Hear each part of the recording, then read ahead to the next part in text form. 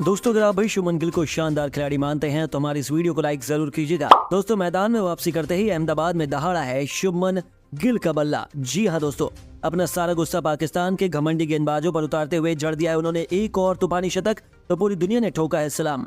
आखिर कैसे गिल के बल्ले की गरज से दहल उठा पाकिस्तान का दिल, कितने चौके छक्के बरसाए उन्होंने खूंखार गेंदबाजों की धज्जियां उड़ाते हुए, कैसे उन्होंने एक बार फिर से कदमों पर झुकाया है पूरा क्रिकेट जगत।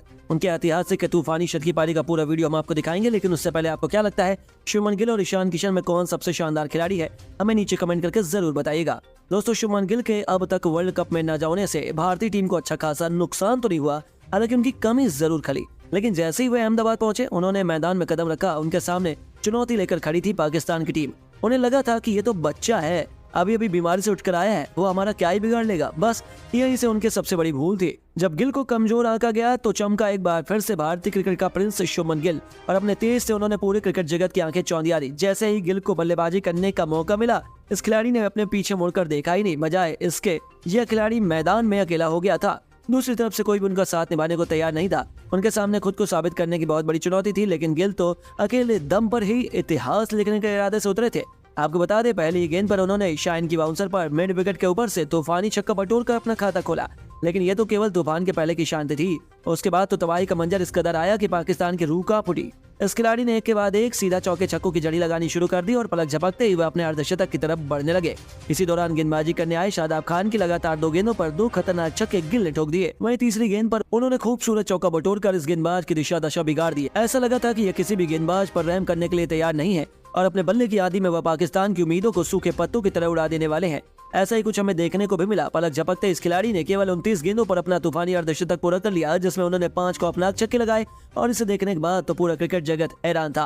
पाकिस्तान का खेमा तो अपनी आंखों पर विश्वास ही नहीं कर पा रहा था। पूरे स्टेडियम में केवल शुभमन के नारे सुनाई दे रहे थे, जिसमें गिल के जोश और कॉन्फिडेंस को 7वें आसमान पर पहुंचा दिया। इसके बाद तो इस खिलाड़ी को रोक पाना यहाँ से किसी भी गेंदबाज के बस की बात नहीं हुई। हर एक गेंदबाज को रिमांड पर लेते हुए गिल ने शानदार चौके और छक्के लगाते हुए अपना कहर बरपा दिया था, और खौफनाक अंदाज दिखाते हुए वो मैदान के हर एक कोने पर बाउंड्री लगाते जा रहे थे।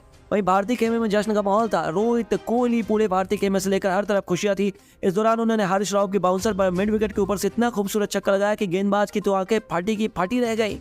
कोई भी उनके इस अद्भुत छक्के पर भरोसा ही नहीं कर पा रहा था। पूरा स्टेडियम खुशी से झूम रहा था, क्योंकि गिल केवल 52 गेंदों में 96 के आंकड़ों तक पहुंच चुके थे और अब उन्हें अपना शतक पूरा करने के लिए केवल एक बड़े हिट की दरकार थी।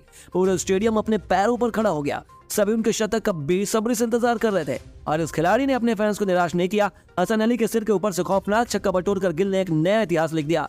इस खिलाड़ी ने केवल 53 गेंदों पर 102 रन की तूफानी पारी खेली, जिसे उन्होंने 9 खौफनाक छक्के और 5 खतरनाक चौकों से सजाया था। इसी के साथ उन्होंने अपने फेवरेट मैदान पर तांडव मचाते हुए पाकिस्तान को कहीं का नहीं छोड़ा। उनकी अद्भुत बल्लेबाजी देखकर पूरा स्टेडियम खड़े होकर इस खिलाड़ी के लिए तालियां बजा रहा था।